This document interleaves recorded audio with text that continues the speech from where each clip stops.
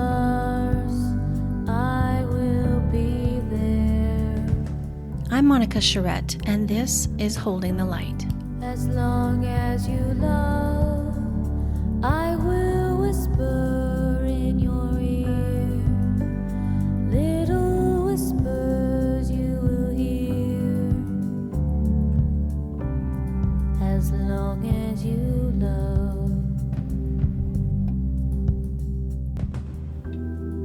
Jennifer Oldham lived through a moment no parent ever imagines, when an ordinary day turned tragic in the blink of an eye. A sudden storm, a fallen tree, and the heartbreaking loss of her daughter, Hallie. In the quiet, in the pain, and in the love that endures, she has found the strength to speak about what happened, how she's still standing and holding on to memories while learning to live again, how she's keeping kindness for Hallie. This is a conversation about love, resilience, and the power of sharing, even when it hurts. We are here to hold the light with Jennifer Oldham. Welcome, Jennifer. We are so grateful that you reached out to share your story and be part of our podcast that gives space for grieving moms like yourself.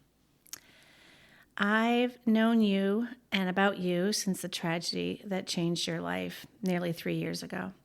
Your experience, unfortunately, I think, was much like our family's in regards to the very sudden and unexpected loss from a freak accident that also played out in the media while we all looked on in disbelief. I describe it as a true out-of-body experience. It seemed so surreal. I imagine it was very similar. It was very surreal. Yeah. And I remember hearing the news about what happened to Hallie, and seriously, I cried for you. I remember standing in my kitchen crying because I knew before you did the lifelong suffering that was ahead for you. Can you look back on that day and tell us how it started out, how your day started, and maybe the events, how they unfolded, and how it all led to the tragedy of losing Hallie? Sure. So my day, probably similar to yours, was very normal. We had a great morning and afternoon as a family. We were camping, and we spent a lot of time at the beach that day and out on the boat. And we came back to our campsite in the afternoon, and the sky had just looked really black, kind of like nothing you'd ever seen before. It was really raining, and the trees kind of just swayed in the breeze. It was like a very eerie feeling. The girls were inside playing cards, and we decided that something just seemed really off about the weather, and it would be best if we left the campground to keep the girls safe. So we gathered up the girls, and I took them to the car along with our family dog. And we just thought we were leaving the campground and making the best of the situation, never realizing that's when our nightmare would begin. The girl's dad was shutting the camper door, and that is when the first tree fell and hit the camper. He had jumped out of the way, and just in the car, I just remember hearing the screams. And then within seconds, that's when the tree fell on my car right behind me, where Hallie was sitting. And then within probably minutes, there was probably 60 other trees around us that had uprooted. And it was like a nightmare. Just felt like you were a star in just a horrible movie, never believing that this would really be my life, that a normal day would turn out to be such a disaster. I remember just running to call 911 and get help, knocking on camper doors. And it took just the first responders a very long time to get to us. What time of day was this? This was probably around 4:30 in the afternoon. All the trees were down around the lake, so they couldn't really get to us in a timely manner. They really did the best that they could, but just that moment felt like years waiting for them to come. Were you in the car with her and your other daughter? I was in the car. Wow. What was it like for you as a mother to another child too? your younger daughter, Kylie, witnessed her sister's passing and now has to live her life without her. How do you support her? And what was that like in that moment? I guess in that moment, I think you just kind of reacted with your instincts and you didn't really get to think anything through. I guess my first response was removing her from the scene so she didn't have to see all the rescue or have to be right there waiting. And so she had went with another family who was also in their car. In that moment, I really didn't get. There was other people that were leaving the campground, so she had went in with one of them away from the scene, just so she didn't have to see anymore. I guess in that moment, it was hard to kind of balance between being there to help them and make sure Hallie was okay, but also supporting Kylie in those minutes too. I think I shared with you that I had a friend who ironically was there that day with you and your family in Sebago Lake. And I'm sure you don't remember the details of every person and everything that happened that day, but have you connected with the people who were there at the accident or the first responders since then? We have connected with the first responders. They have been wonderful, and I really appreciate all they did that day and all the people at the campground who tried to help us and did the best they could to help save Hallie. There was a doctor on the scene who came running from her camp down the road when she heard it, and I do really appreciate all that she did that day too. I have conversed with her just over messages, especially over the 1 year anniversary. So those people I feel like I've occasionally stayed in touch with, and they did play a meaningful role. And again, I appreciate everything they did too that day to try to help. Such a horrible thing that happened. It's just unimaginable. Very much like what happened to us, the tragedy that happened to Cassidy, just such a freak accident. And it had to be just such a tremendous loss and effect on your family unit. We have said we were a square. Colby and I still smile about that. We were a square and now we're a triangle, which is really just a metaphor for how we no longer look or function the same without Cassidy. What does your family unit look like now? What does that feel like?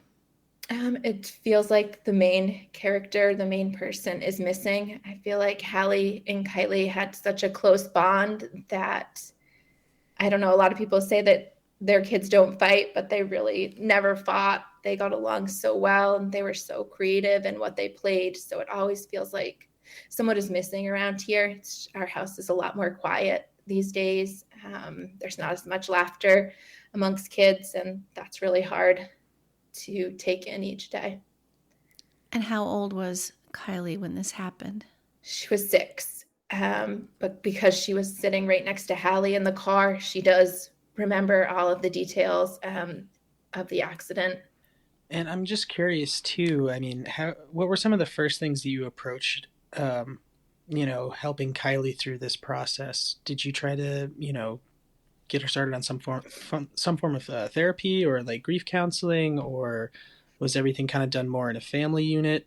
I just think that even though there's probably many similarities in how Kylie and I interpret some of what happened to us, just her age is so vastly different from mine. Like how much growth happens from when you're 6 compared to me when I was 15.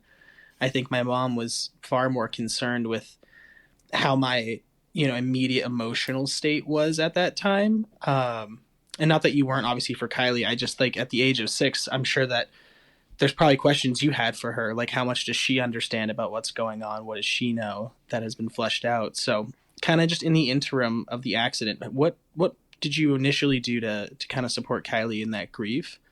And then also like what has been successful since the accident and helping her and helping your family unit?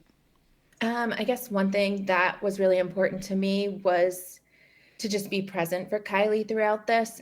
In a way, I felt like I had to kind of put my grief aside and just to be present for Kylie. I guess I've learned that one thing is that she went through a really traumatic event too. And it's really important that she also doesn't lose her parents through this and that we need to be present and provide her with the best life possible too, because she deserves that. So one thing we did try to start counseling for Kylie, like I'd say probably 2 days after the accident. She really is a pretty, back then, I'd say she was a pretty shy person, and it wasn't really the right fit, I don't think, for counseling. I don't think she did really need it. I kind of felt like, in a way, I turned into her counselor just because she feels overly comfortable talking to me. So I feel like that is kind of the method that we did. And so far it's been successful. And just kind of having like a clinical background myself, I just know to kind of watch for signs. And when she is ready for counseling, then that's always an option for her. But at that point, I didn't really push it after we had tried it a few times. One thing that we've done is just trying to allow her to recognize that she's not alone. And just like yourself, Kobe, there's other people that unfortunately have lost a sibling too, even though it is rare and not an everyday event that you meet someone that suffered from that. But we did go to a grief retreat in Wisconsin, Faith's Lodge, which was a family one, just so Kylie could meet other siblings. And we've just connected with a few other people in Maine or throughout the US that have also lost siblings, just so Kylie can realize that she's not alone. That seems really wonderful. I think it's interesting that you mentioned that you kind of put your own sort of grief counseling, or just sort of like your own path towards starting to recover, starting to understand the situation that you're in, kind of on the sideline. I remember feeling that way about my mom a lot. Like I was actually found myself being more concerned for her at the time. I feel like where I was at that place, there was maybe a little bit more of an established sort of support network. I was still in high school. I still had good friend groups. I had, extracurricular activities, sports, things like that to keep me occupied.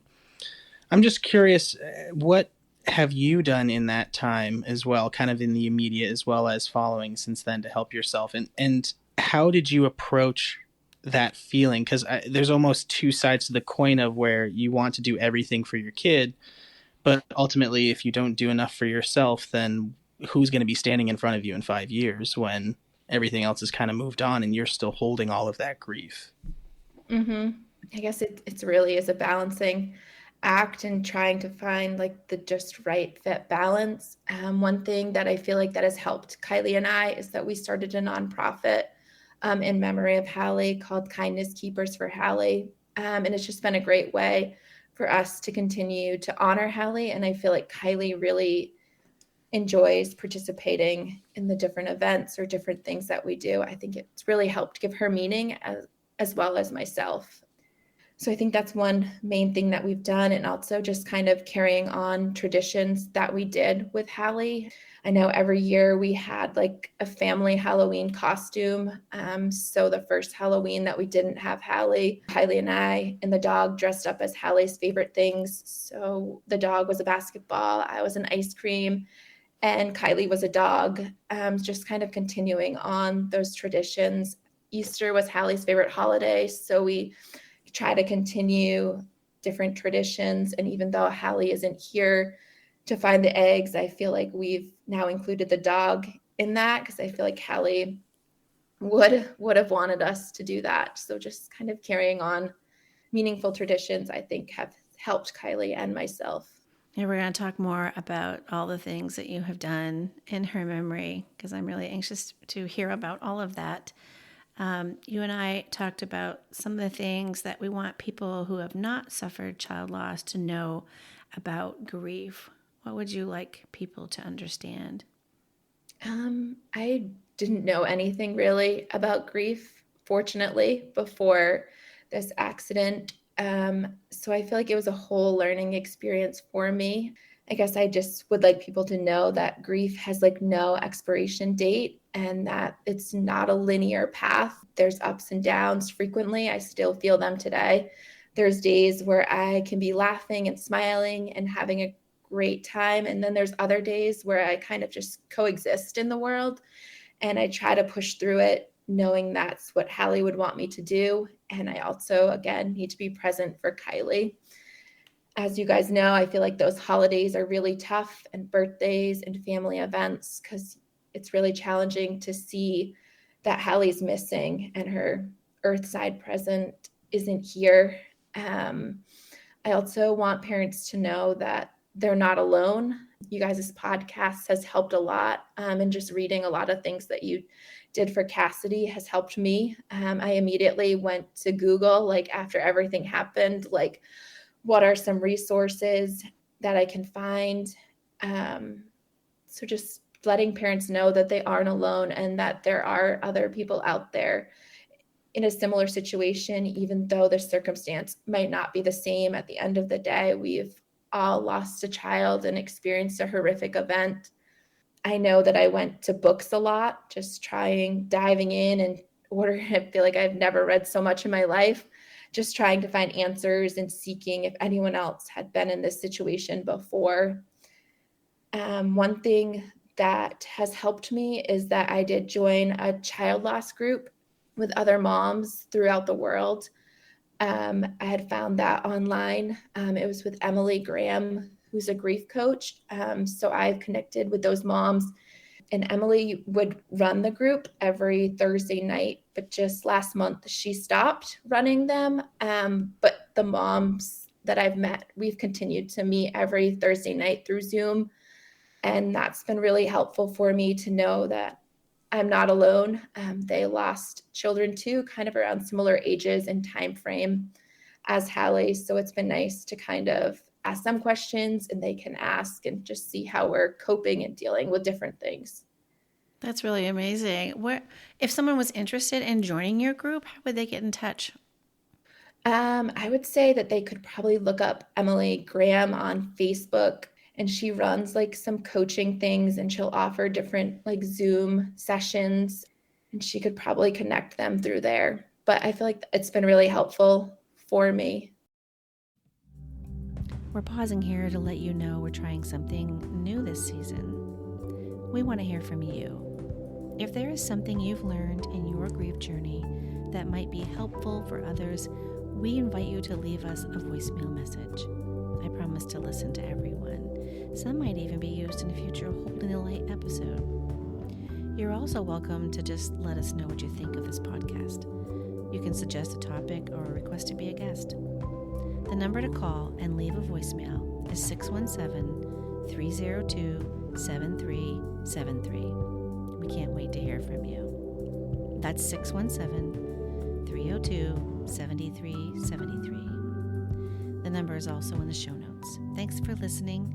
Now let's get back to our conversation. It's very interesting how parents find different ways, and siblings, to support themselves. So this is a very unique opportunity that you have found. Didn't you at first feel like there's nothing out there? I'm not finding anything relatable in the beginning. And then you find there really are lots of resources because we are not alone in this journey. Are there things that people did or they still do that support you in your grief? I feel like the community has been wonderful, and I'm really thankful for them and for my family and friends and my coworkers, because I would not have gotten through each day without them. I would say our community still does a great job at remembering and honoring Hallie. They're putting in a park in our town, and there's going to be a little garden for Hallie. So I think that will be a great way for the community to still remember her. I love that. Yeah, and people have been great at still remembering her and mentioning her name. I think that's one thing that is important, that I want people to know, that it's okay to still say like my child's name. Like that brings me joy that you remembered her, and it doesn't trigger me because I feel like everything that happened is already in my head, so they're not bringing it back.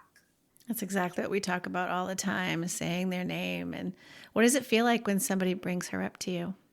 I like hearing her name. I feel like it's good once in a while. Like you'll hear a new story that you haven't heard before from like a friend or from one of my friends. So it's nice to hear the name. We talked about how we both keep our girls' bedrooms exactly the way they were, everything in its place. And people might think that's a little odd. Why do you think that you do that? I feel like I've kept everything the same because it gives me comfort to know that she existed and that she lived here. And I don't know, I think that change of removing it would be hard for me. I still have her backpack hanging in our mudroom as you enter, and her shoes that she would have worn are still out, because it just gives me comfort. And if a stranger walked in, they would probably still think she lived here. Yeah, I'm sure people probably feel that way about our home tomb in many ways. It's been almost 11 years for us, and that backpack you referenced is something now I take with me when I go on any trips. So I Well, I finally, love that. I got the courage to empty out her papers. I went through everything, took her computer out and her books, and now I just take her with me everywhere I go when we go on trips. That's great. You also shared with me that Kylie sometimes wears Hallie's clothing. How does that make you feel? Yeah, Kylie finds joy in finding and wearing Hallie's clothing. I feel like Kylie is now 9, so the age that the tragedy happened for Hallie. So I feel like it is a strange feeling now going in Hallie's closet and looking to see what she had for clothes. I feel like it is hard to see Kylie wearing them, but at the same time, I know that that's healing for Kylie. And if that brings her joy, then that's what I'm going to tolerate and allow her to do, I guess. I feel like a lot of you can picture them wearing that clothes, and it kind of takes you back to the memory of the day they might have worn that. So I guess maybe it does bring me some comfort too. And I guess I'm dreading the day where there are no more clothes to pass down to Kylie. Right. And what will you do with them then, right? Don't have to answer that now, but yes, Yeah. that'll be a question in your mind. Are you also fearful now for the safety of others, especially Kylie, after this horrible accident? I am. I feel like it definitely puts your life into perspective. Like camping is not a dangerous activity. I never would have thought anything like this could have occurred. Just participating in a stationary activity like at a campground. And so I guess I look at life differently, and definitely the trees around me, I am more cautious of what's around me surrounding a building or in a storm. Definitely prefer being home rather than in a car. That can be very triggering.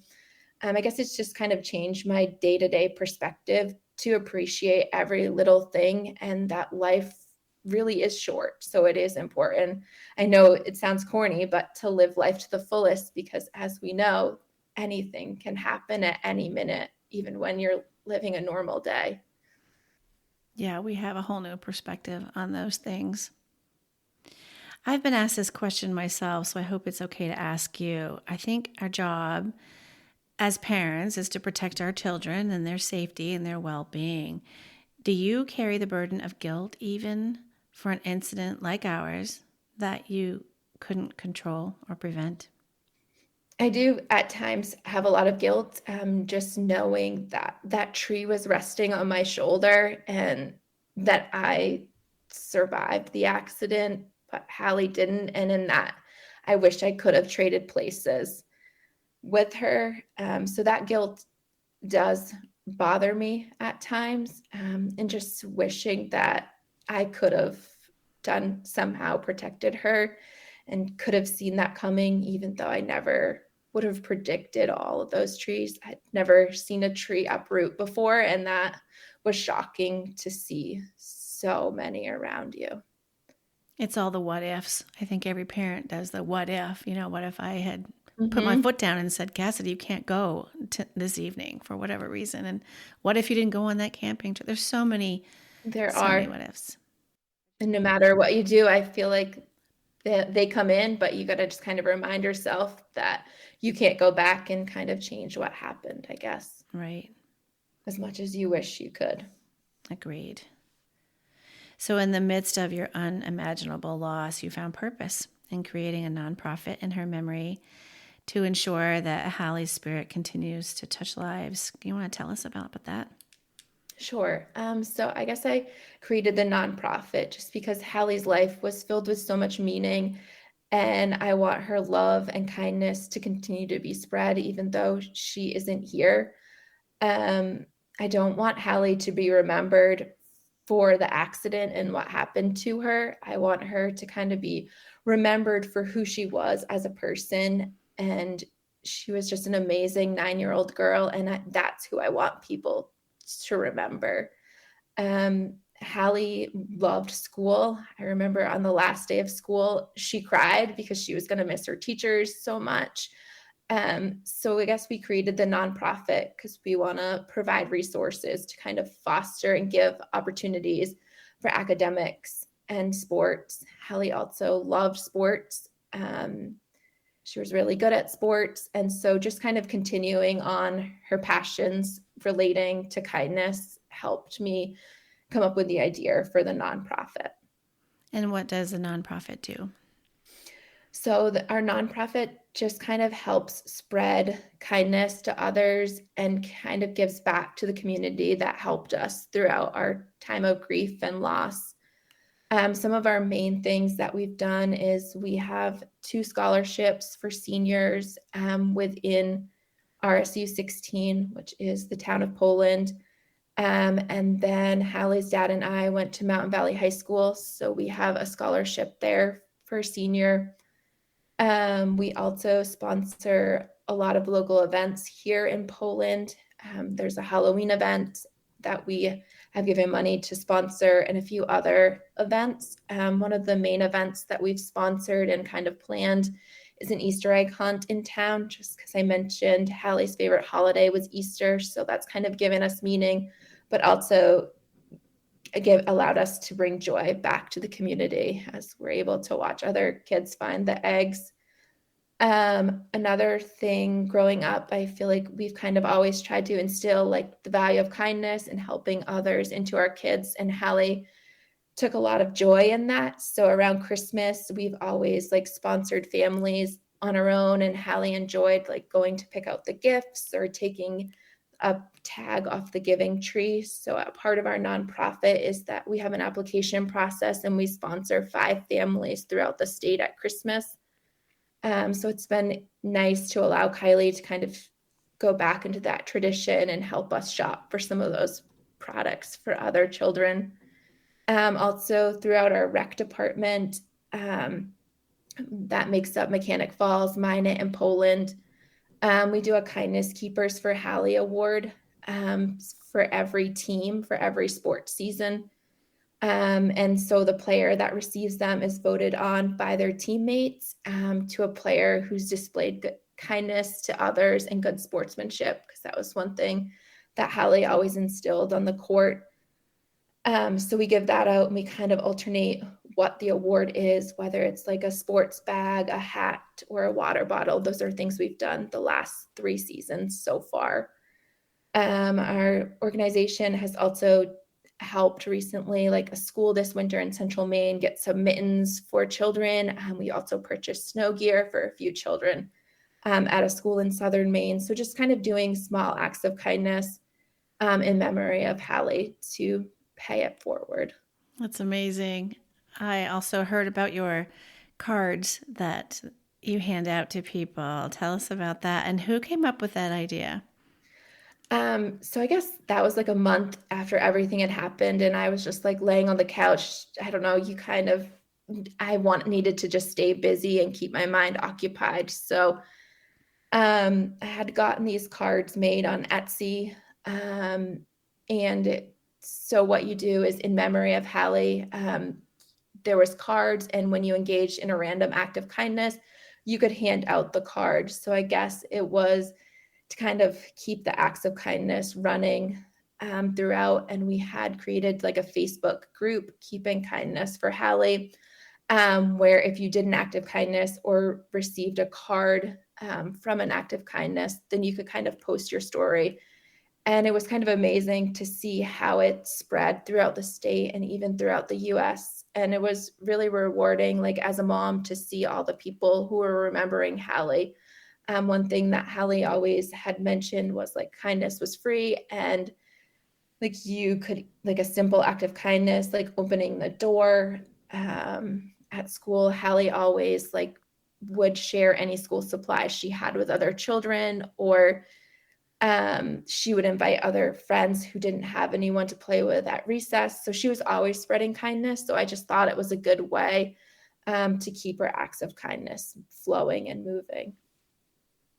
Well, I followed your Facebook page and still do. It's so heartwarming, really, to see all the ways people are giving back in her honor. How many cards do you think you've even distributed? Because I keep seeing people on your Facebook page asking for more. Yeah, I think I've lost count by now. It took a while at first, mailing them out, but again, it was a task that I feel like was good for my grief to keep myself busy, knowing that I was doing something to honor Hallie. Listening to you talk about Hallie, I'm just so struck by how her young life aligned so closely with Cassidy's. I don't know if you're, I've realized that too after reading you guys' things. yeah, it's pretty amazing. What do you hope to accomplish with the foundation now and in the future?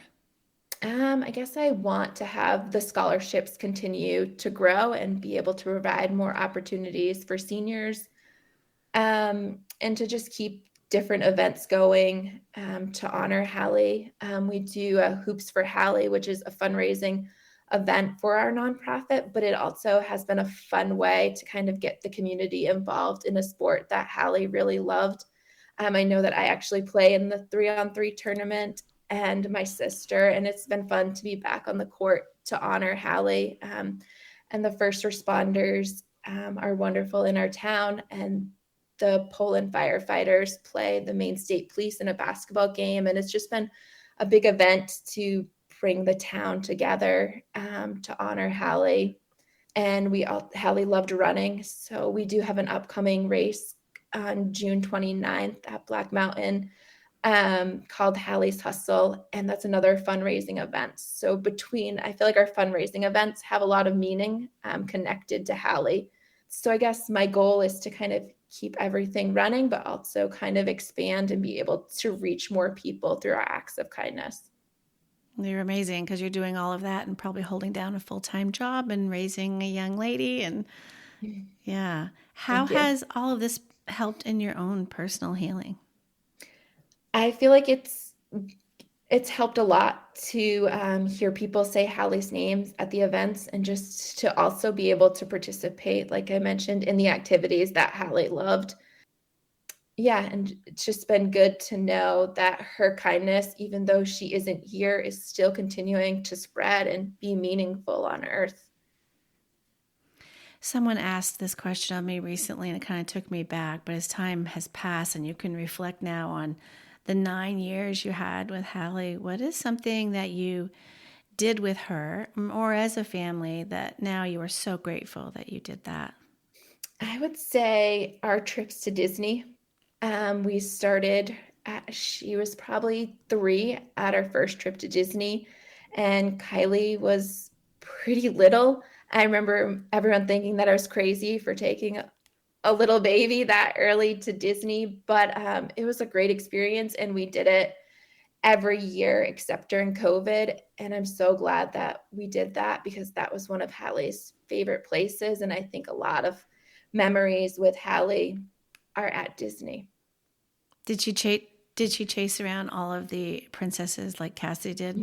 We did. We went to those princess dinners, and we did all those fun things in princess dresses. And that was one thing that I've continued to do with Kylie, which was really hard that first year of going back to Disney without Hallie. But I feel like at that time we did try to find meaningful ways again to honor Hallie. We like hid things throughout the park, like whether it was like Disney poppets with kindness cards, or just did other things to kind of honor Hallie there. Whether it was like buying an extra bubble wand for someone in line, just because I know that I normally would have bought two, which is hard in the moment, but also knowing that you're paying it forward and bringing another child some kindness too. Well, reflection is such a hard thing for grieving moms, I know, and I appreciate you sharing all of these things about her. We feel like we know Hallie better because of you. Thank you. And because you listen to our podcast, I know you're familiar with our final question in our interview. Hallie was so many things to so many people, and we want to know, how would you, as her mom, wish the world to remember your daughter? I want them to remember Hallie as the amazing 9-year-old that she was, who had a zest for life, who always had a positive outlook on life, and always wanted to help others, whether it was an animal or a friend or a person. She was the one that you would always want by your side. That's awesome. She certainly has made an impact on the world in her very short time here. And now you're continuing her legacy and turning heartache into hope. So thank you for sharing your courageous heart with us, Jennifer. And thanks for sharing Hallie. We won't forget her. Thank you. Thank you. And thank you for having me on your podcast and for sharing your story, which has helped me share mine. As long as you love. Thank you so much for listening. If you found this podcast helpful, please share our link with others and subscribe so you don't miss future episodes. I'm Monica Charette, reminding you that you are never alone in your grief. Until next time, we'll be right here with you, holding the light. As long as you love.